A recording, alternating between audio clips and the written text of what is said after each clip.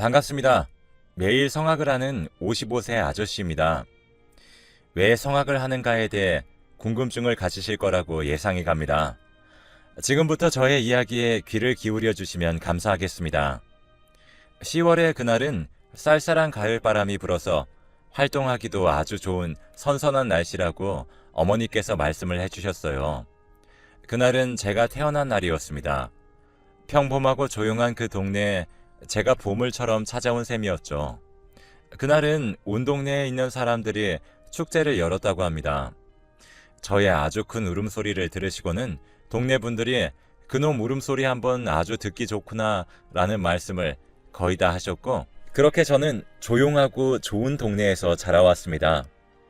항상 뉴스에서 납치 사건, 살인 사건이나 성폭행 등 눈살이 찌푸려질 정도의 사건들이 나오면 항상 그것을 보면서 우리 동네는 정말 살기 좋고 오히려 뉴스에 나오는 동네가 다른 세계의 나라인 것처럼 느껴질 정도였습니다.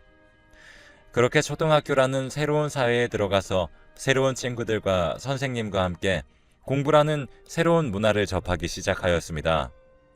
지금까지 저의 이야기를 들으셨을 때 무엇인가 조금 허전하지 않으셨나 싶습니다.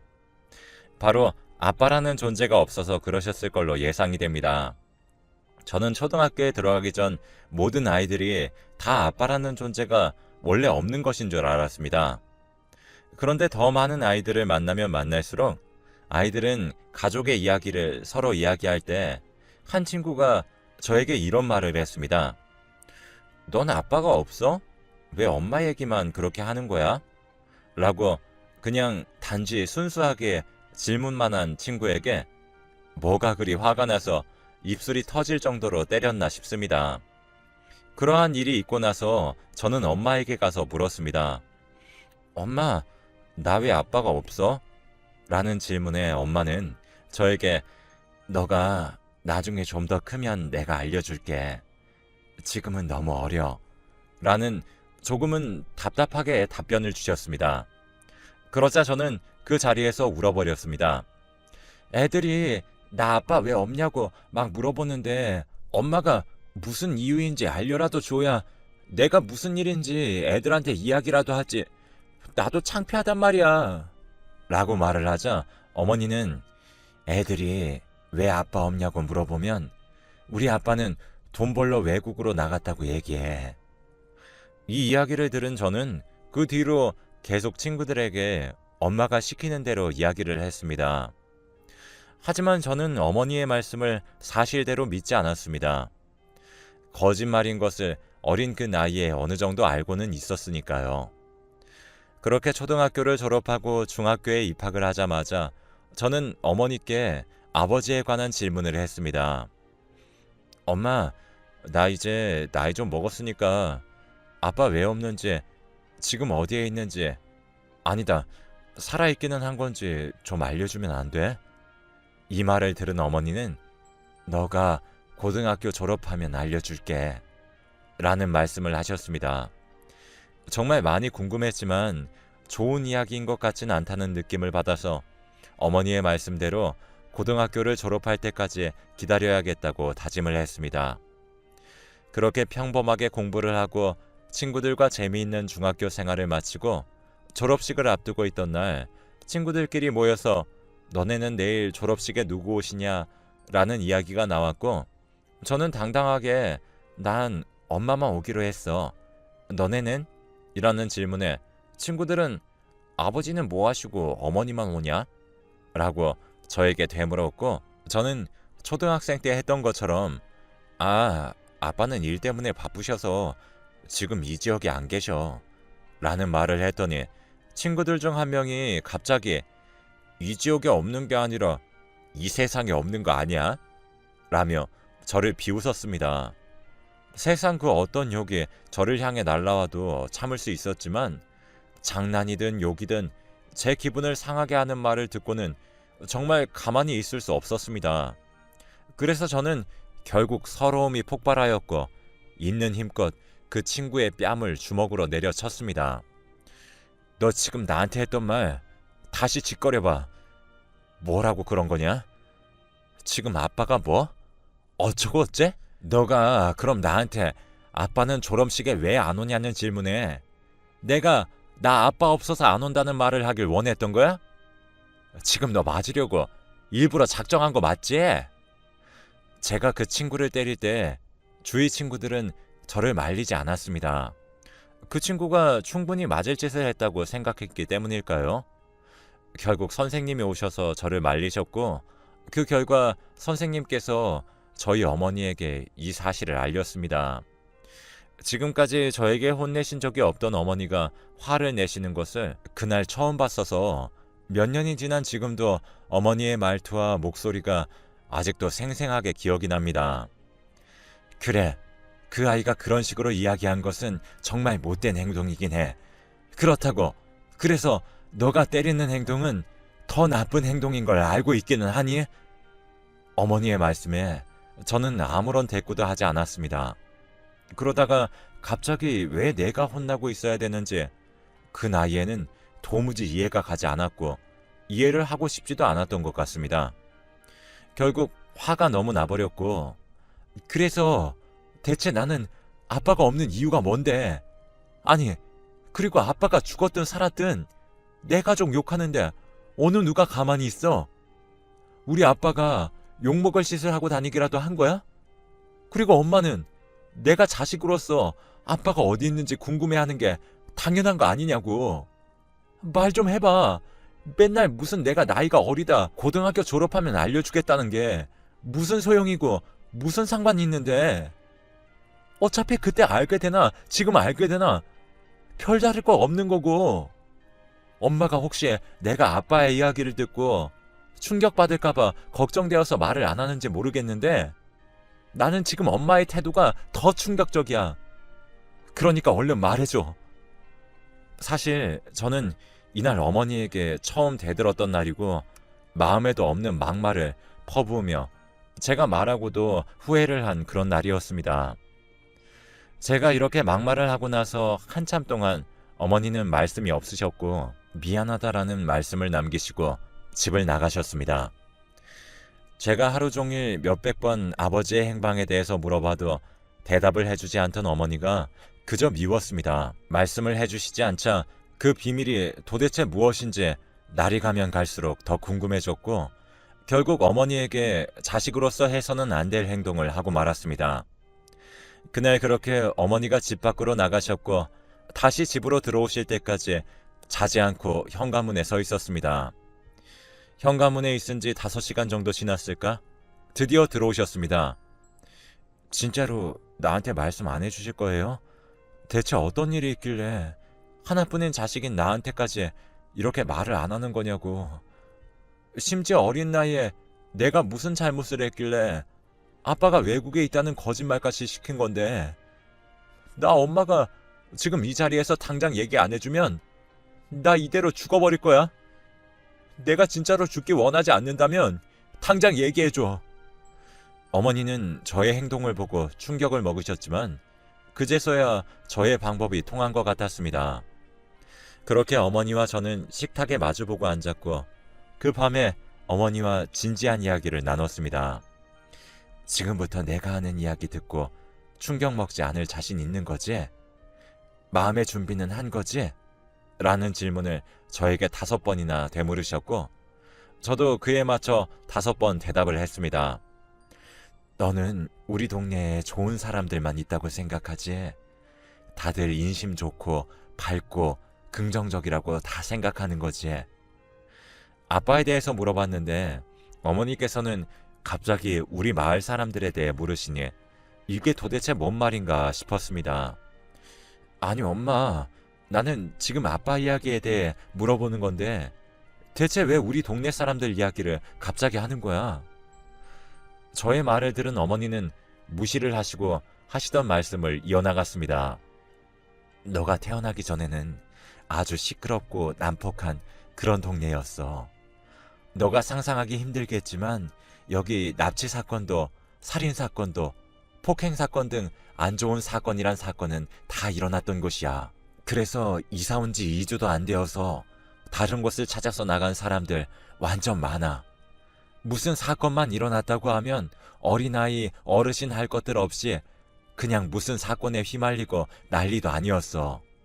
매일매일이 시끄러웠고 경찰이 왔다 갔다 거려서 어수선하고 낮보다 새벽에는 더했어. 그래서 잠도 제대로 못 잤지.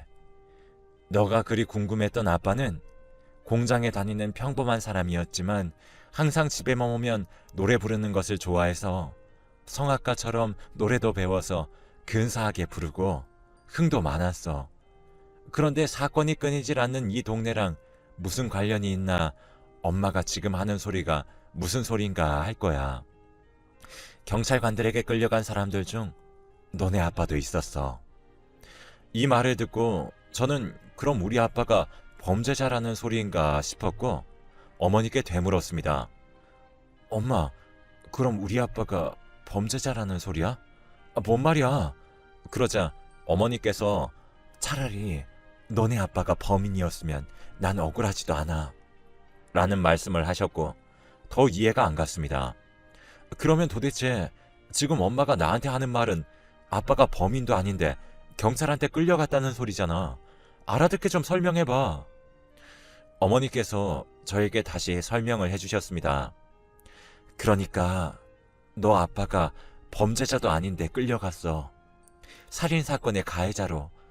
그런데 중요한 것은 제대로 나온 증거도 없었고 심지어 범죄가 일어난 예상 시간에 너네 아빠는 회식하고 있던 중이었어. 그런데 대체 왜 끌려갔는지 궁금하지 않아? 범행 현장 주위에서 아빠가 지나가는 걸 어떤 사람이 봐서 증언을 했어. 그런데 그 사람의 증언보다 회식을 같이 한 사람들이 같이 술 먹었다고 말만 해주면 되는 일이었는데 무슨 이유 때문인지 같이 회식을 한 사람들이 입을 다 닫더라고. 그 사람들 찾아가서 제발 증언 좀 해달라고 무릎도 꿇어보고 소리도 쳐보고 울어도 봤는데 그 사람들은 돈을 받아먹은 건지 진짜 그냥 집으로 돌아가라는 소리만 했어. 그래서 내가 그렇게 몇 달을 찾아가서 사정을 했지만 소용이 없었고 결국 너네 아빠는 교도소에 들어가고 말았어. 교도소에 들어가서 엄마랑 면회를 잠깐 했는데 자기는 아니라고 펑펑 울더라. 너네 아빠 그렇게 쉽게 우는 사람 아니야.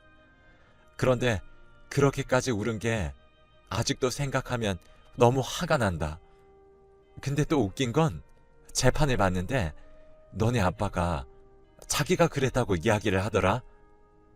너는 또 이게 무슨 소린가 하겠지만 재판에서 판결 나오고 교도소에서 몇 달 살지도 못하고 갑자기 너네 아빠가 죽었다는 연락을 받았어. 그 교도소에 같이 수감 중이던 다른 사람이 나중에 나왔을 때 엄마한테 와서 이야기해 주더라고. 당신 남편 경찰들한테 맞아서 죽은 거라고. 그 얘기를 듣는데 생전 태어나서 처음 겪어보는 감정이었어. 경찰들한테 화도 났는데 가진 거라고는 아무것도 없는 내가 힘이 있는 경찰들에게 덤벼서 뭐하나 싶은 그런 허탈감도 들고 그래서 몇 날 며칠을 울면서 살아왔어. 나중에 신문에서 내 남편 누명 씌워서 범죄자 만들어 놓고는 정작 그 경찰들은 진급을 했더라고. 그 신문을 보고 더 우울해지더라.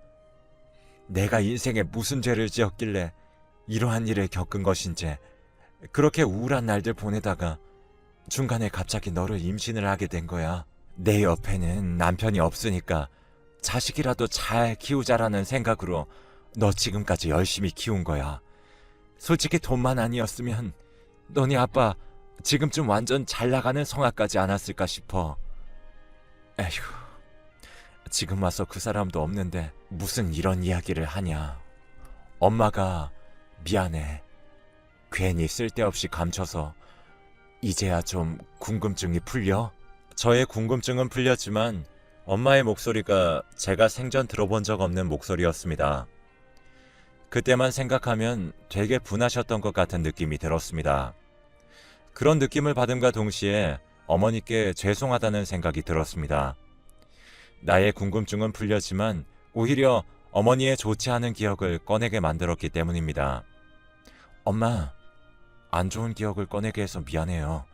나는 그저 아빠가 어디 있는지 그냥 단지 궁금하기만 했고 엄마의 기분을 안 좋게 만들려는 의도는 절대 아니었다는 것만 알아줬으면 좋겠어.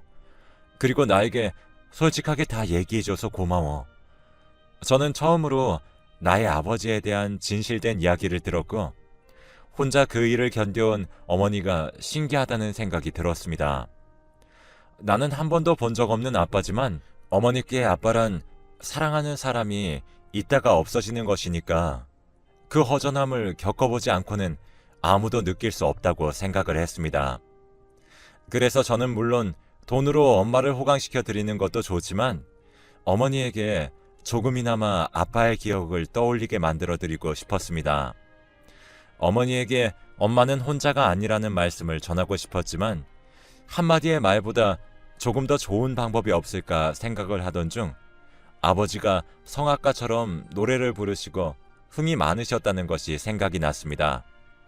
그래서 어머니께 아빠의 이야기를 들은 이후에 저는 계속 학교 친구들 중에 노래 잘하는 친구에게 가르쳐 달라고 하며 노래를 잘 부르는 방법을 터득하였습니다. 그래도 친구에게 배우는 것은 한계가 있다고 느꼈고 어머니에게 학원을 다니고 싶다는 말을 하기엔 돈 걱정을 하실까봐 하지 못하였습니다. 그래서 낮에는 공부를 하고 밤에는 알바를 하고 친구들과 놀 시간에 한 푼 더 벌어서 어머니한테 얼른 성악하는 모습을 보여드려서 저의 모습에서 아버지의 모습이 보이길 원했습니다. 그렇게 고등학교 졸업과 동시에 지금까지 모은 돈으로 노래학원을 등록한 지 2달 정도 되었을 무렵 이제 엄마와 행복한 날들만 있을 줄 알았지만 세상은 저에게 왜 이렇게 가혹한지 아직도 이해가 가지 않습니다. 어느 날 갑자기 어머니가 저에게 너는 나 없이도 잘 살 수 있지? 사실 너한테 너네 아빠 이야기를 해주면서 나도 모르게 너네 아빠가 그리웠던 것 같구나. 엄마 없이도 밥 잘 챙겨 먹어야 돼. 라는 말씀을 하셨고 무슨 멀리 떠나는 사람처럼 저에게 이야기를 하시길래 무슨 마음의 준비라도 하라는 뜻인가 싶었습니다. 여느 때와 다름없이 음악학원에서 노래를 배우던 중 갑자기 모르는 번호로 전화가 걸려왔어요. 여기 삼거리 종합병원 응급실인데요. 어머니가 많이 위중하십니다. 빨리 와주세요. 라는 말을 듣고 빨리 달려갔지만 어머니는 마지막에 제 얼굴을 보지도 못하시고 돌아가셨습니다. 의사 선생님께 말씀을 들어보니 저도 모르는 사이에 어머니께서 폐암으로 병원을 한두 번 방문을 하셨다고 합니다. 그러면서 의사 선생님이 이어서 말씀을 하셨습니다. 항상 제가 수술을 하고 약 꾸준히 드시면 좋아지실 수 있습니다. 라고 말씀을 드렸지만 그때마다 어머니께서는 아빠도 없이 자란 내 하나뿐인 아들에게 죽으면서까지 짐이 되는 건 더 싫은데 뭐라도 남겨줘야지 제 속이 조금 편할 것 같습니다. 수술 못해요. 우리 아들 장가도 보내야 되고 집도 장만해 주려면 돈 더 모아야지 여기서 더 쓰면 안 됩니다. 안 돼. 라고 하셨습니다. 사실 저희 어머니는 대기업의 백화점 청소 일을 하시며 저를 먹여 살리셨습니다. 화장실 청소는 물론 흡연실 청소 등 락스와 간접 흡연에 많이 노출된 상태로 10년을 넘게 근무를 하셨습니다. 결국 저는 어머니에게 아무것도 못해드리고 어머니는 제 곁을 떠나고 말았습니다. 어머니가 저를 위해서 모아주신 돈은 고아원에 기부를 했습니다. 저의 아버지처럼 억울한 일을 당하신 분들보다 아예 아빠 엄마가 누군지도 모르는 아이들을 보며 꾸준히 봉사활동을 해야겠다고 결심을 했고 50대의 후반에 접어든 저는 지금까지 이 나이 먹도록 봉사활동과 기부를 하면서 다닙니다. 물론 어머니를 위해 유일하게 할 수 있었고 제일 하고 싶어 했던 성악을 고아원 아이들에게 들려주었습니다. 그것보다 뿌듯한 일이 없더군요. 저는 여러분들께 전하고 싶은 말이 있습니다. 하고 싶은 일이 있다면 끝까지 포기하지 않으셨으면 좋겠고 억울한 일을 당하면 겁내지 않고 무조건 부딪혀 보시고 최대한 견뎌내셨으면 좋겠습니다. 긴 글을 시간 내서 읽어주셔서 감사합니다.